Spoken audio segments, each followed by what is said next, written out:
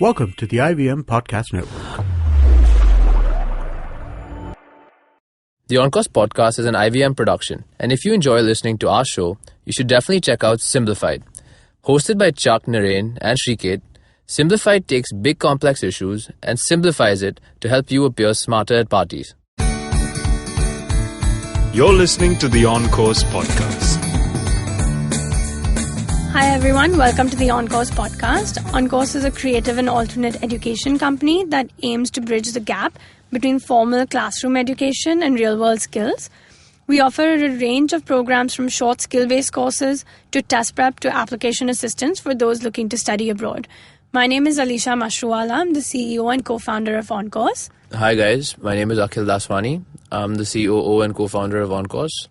And today we're in studio talking about decision plans in countries like the US, UK, Singapore and Canada.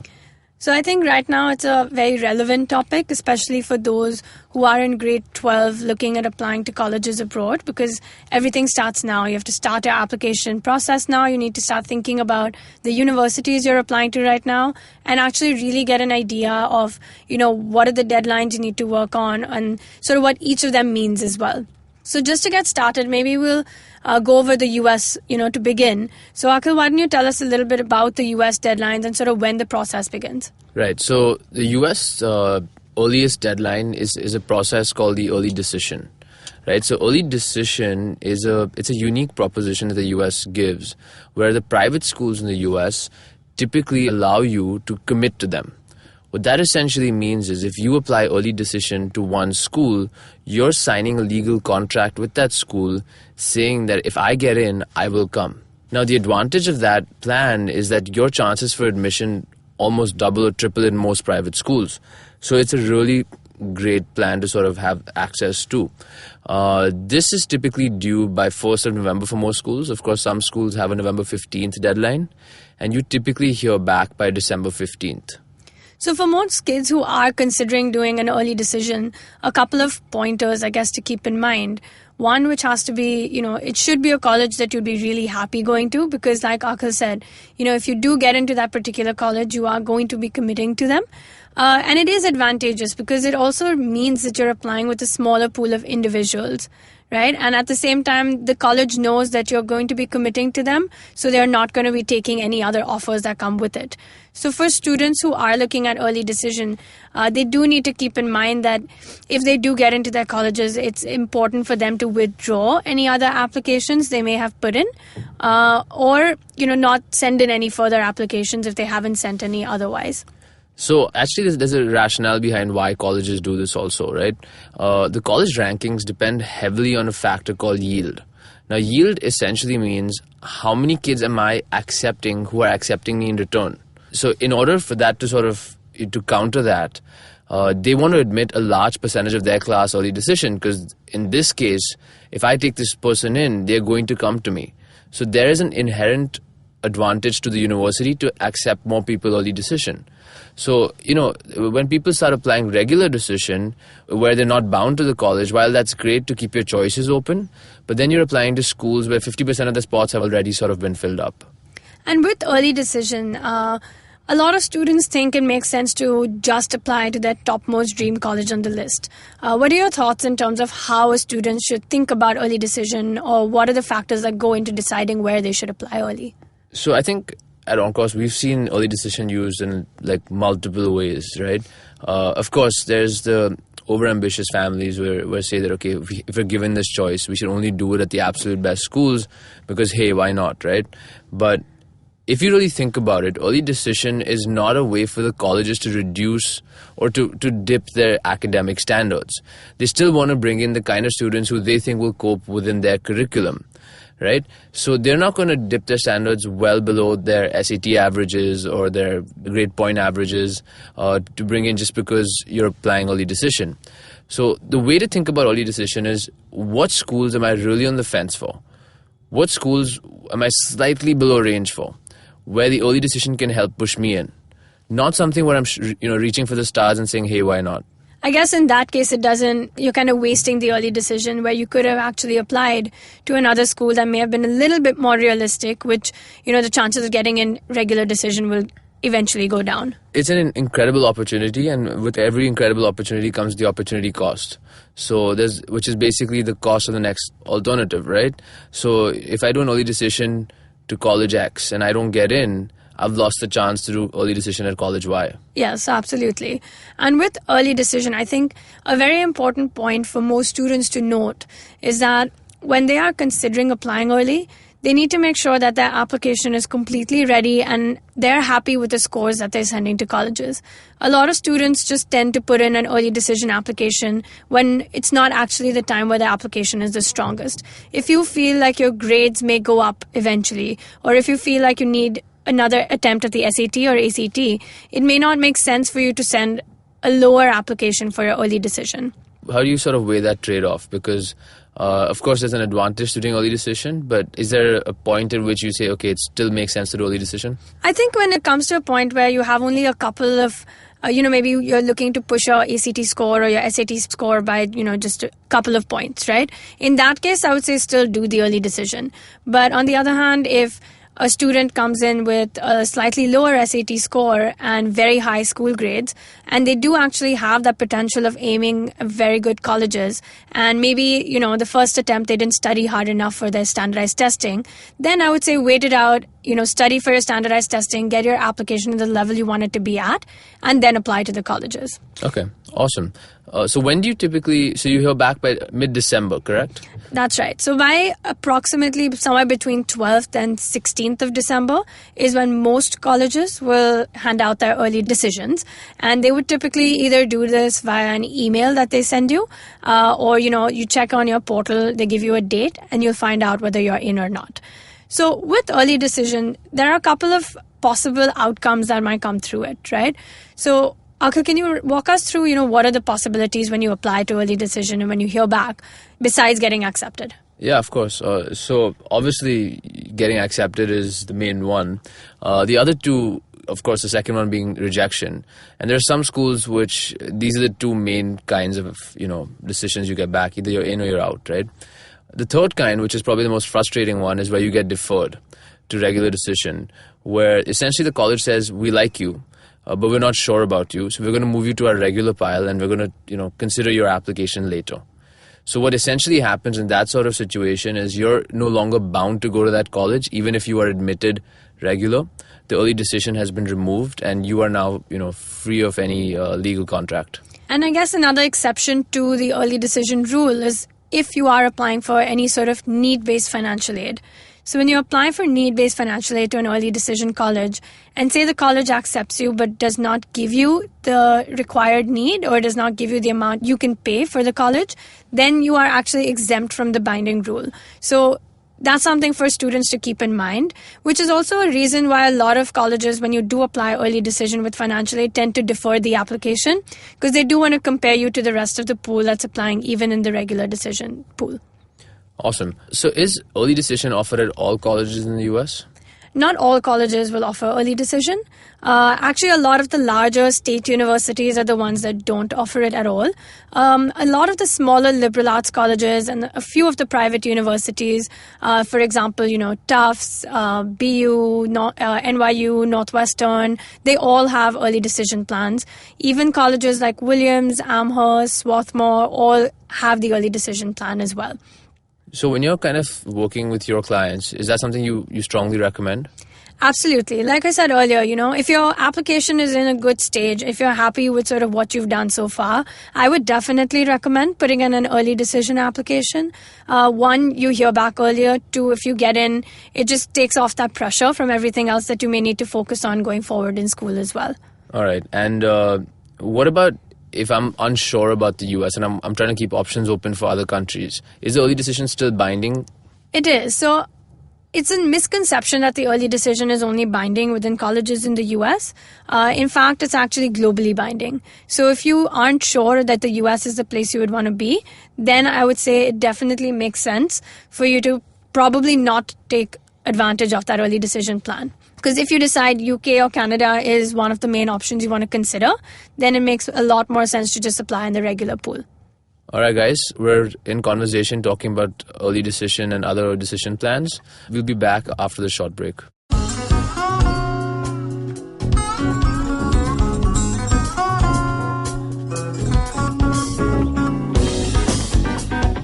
That was Tantrik Steve from Hansraj College, Delhi, performing at IIT Bombay's Mood Indigo. Just like them, there's a lot of new talent and art coming out of colleges all across India, but unfortunately most of this goes completely unnoticed or ignored. To fix this, we started atkt.in. Hi, I'm Ankur, I'm a musician and a rapper, and I found that one of the best things about being an artist myself is finding new talent. Through atkt.in, Tanya, my colleague who's a dancer, and our whole team really is putting all of our efforts into discovering and promoting all the coolest talent that's coming out of colleges all across India. And this goes up on our website, our social media, TV, radio, and now, of course, this podcast with IVM. Make sure you go to our website, support the talent with your likes, your shares, your comments. All of that really matters. Go ahead, check it out. atkt.in. Hi guys, we're back in conversation about early decision and other decision plans.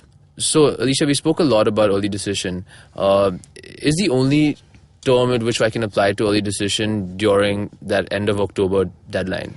So typically there's another decision plan which is called Early Decision 2, which typically happens closer to January 1st, around end of December, beginning Jan. So this application typically goes in around the same time as any of your regular decision applications. However, the difference here is that, of course, you hear back still sooner than what you would hear back from your regular schools. So you would hear back from an Early Decision 2 program by mid-February. And the concept is the same. It's still a binding contract. So if you do get in, you would still need to withdraw your other applications and make sure you don't apply to any other country as well. Just to give our listeners perspective, when do we apply to for regular decision and when do you hear back for regular schools? So regular decision is the most common plan, right? So you apply for regular decision from 1st January is the deadline for majority of the schools. There are a few that have 5th January, 10th January, 15th January deadlines in the US as well. And you hear back from most of these colleges around the end of March, beginning April sometimes. So early decision will typically give you your decision about a month and a half before your regular schools will. All right. Awesome. Are there any other kind of decision plans available in the US or anywhere else in the world? So another very popular US decision plan is the Early Action Plan. So the Early Action Plan typically goes out by November 1st. So again, you have deadlines around November 1st or 15th. You do hear back somewhere between the middle of December towards the end of December as well for some colleges. But the difference here is that it's not actually binding. So you could apply for early action to a couple of schools and then take a call in terms of whether you'd really want to accept that offer or not once you've got all of your offers on hand as well. Awesome. And can you typically do early action alongside early decision? For majority of the colleges, you can. So with early decision, if you do an early action and you hear back from your early decision school and it's an affirmative response, in that case, you would have to withdraw your early action college as well. However, there are a couple of colleges that have something called a restrictive early action. So restrictive early action basically is sort of a combination of your early decision and early action.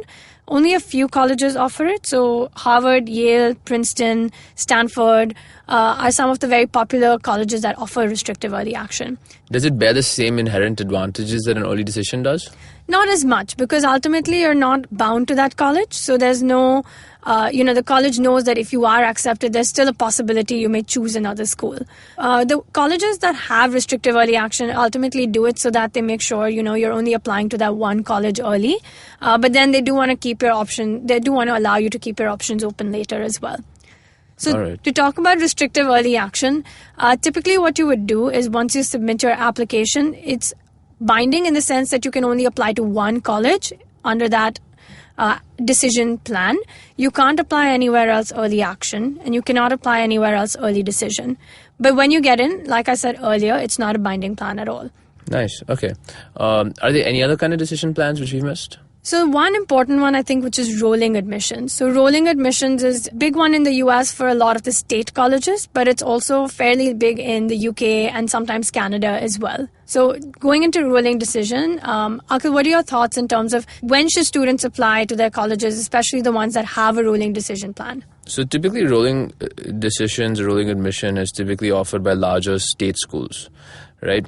So what they say is that the sooner you put in your application, the better your chances. And we will take you on a first come, first served basis. So essentially, if you're ready with your application material, your grades are in order, there's an inherent advantage of putting it in early. And a lot of the engineering schools or engineering state schools tend to fall into this bucket, right? So I think this is a really important one to keep in mind. So I think at this stage, if 12th graders are sort of drawing out their college lists, it's very important to know, okay, what decision plans each college offers, and to say that, okay, I might be doing this college ED, which is of course the big decision, but then, okay, if there's 6 other schools on my list which are offering early actions, I should be doing that with it. And if there's any other schools offering a rolling option, I should be doing that as well. So if there's a choice to put in maybe 10 of your 12 schools in the November 1st deadline, you should be doing that. And I think the other advantage of rolling admissions is that you will hear back earlier as well. So one, of course, it does give you that advantage. And the second is you will probably hear back a lot earlier than some of your peers who've put their applications in a lot later. Yep. So how do the admissions work, or how do the decision plans work for the UK? So UK is sort of more straightforward. There is no early decision. There is no early action. The typical deadline for the UCAS, which is the main applicant portal through which you will apply for an undergraduate UK degree, is the deadline for that is Jan 15th. Exception to that is if you're applying to Oxbridge, which is either Oxford or Cambridge. So just recapping, you can only apply to one, Oxford or Cambridge. And for each of these schools, the deadline is October 15th. So putting in your application earlier than Jan 15th or October 15th, you can hear back earlier, but it doesn't increase your chances. So when you hear back earlier from a lot of the UK colleges, say you send in your application around November, when could you expect to get your conditional offers by? So within 2 to 3 months, typically you'll hear all of your schools. Some will come as early as 4 to 5 weeks. Some may come as early as 2 weeks. It's really on a rolling basis. So the same rolling admission sort of, policy sort of applies here, except if you have the scores and you're applying right on the deadline, you will still probably get the condition. Great. And the last country, which is Canada, how do the decision plans or how are the deadlines structured for Canada colleges? So the Canadian deadlines are very similar to the US deadlines, just a little bit up and down, but the main thing is they primarily have a regular decision deadline. A lot of schools will sometimes have scholarship deadlines, which is important to keep in mind. Like UBC, for example, has one. So if you're planning to apply for scholarship, this is an important point, not just in Canada, but in other countries as well. But otherwise, I think Canada has one standard deadline by which you have to put in your application. For those of you looking at applying for scholarships, a lot of them in the US, Canada, all have deadlines between middle of November and early December. And then for Canada, of course, you can regularly apply by beginning of Jan or so. Yeah, so you would typically advise your clients to put it in for their scholarship deadlines, even if they're not looking for scholarship? Absolutely, because again, the sooner you put in your application, a little bit more advantageous in the sense that you will at least hear something back from the colleges a little bit sooner as well. And if they do get scholarships, it's always an advantage, right? Exactly. So if you guys have any further questions, and if you want to know more about the decision plans that you can apply to for colleges in the US, UK, Canada, you can get in touch with us at info@oncourseglobal.com. You could visit our website, www.oncourseglobal.com, or follow us on Facebook and Twitter.